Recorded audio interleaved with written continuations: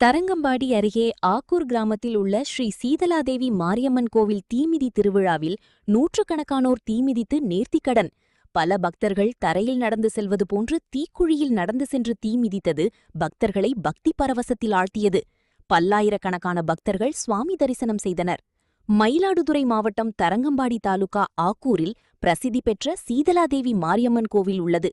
இவ்வாலயத்தில் திருமண வரம் வேண்டுபவர்களுக்கு திருமண தடை நீக்கியும், குழந்தை பேறு இல்லாதவர்களுக்கு குழந்தை வரம் தந்தும், பக்தர்கள் வேண்டுதல்கள் அனைத்தையும் நிறைவேற்றித் தருபவளாக ஸ்ரீ சீதலாதேவி மாரியம்மன் விளங்குவதால் ஆக்கூர் சுற்றுவட்டார பகுதியின் பல்வேறு கிராமத்தினர் தங்கள் குலதெய்வமாக பாவித்து வணங்கி வருகின்றனர். இக்கோவிலின் தீமிதி திருவிழா இன்று வெகு விமர்சையாக நடைபெற்றது.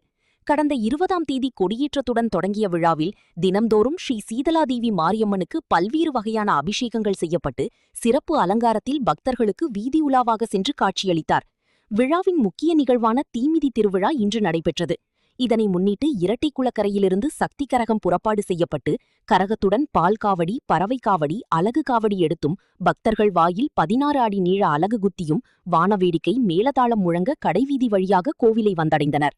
கோவில் முன்பு அமைக்கப்பட்டிருந்த தீக்குழியில் சக்தி கரகம் இறங்க, தொடர்ந்து மஞ்சள் உடை உடுத்தி விரதமிருந்த நூற்றுக்கணக்கான பக்தர்கள் நீண்ட வரிசையில் நின்று காத்திருந்து தீமிதித்து நேர்த்திக்கடன் செலுத்தினர்.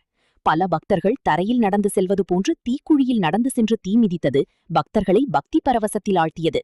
தொடர்ந்து இரவு அம்மன் வீதி உலா நடைபெற்றது. திருவிழாவை முன்னிட்டு தீயணைப்புத் துறையினர் மற்றும் செம்பனார் கோவில் போலீசார் பாதுகாப்பு பணியில் ஈடுபட்டனர்.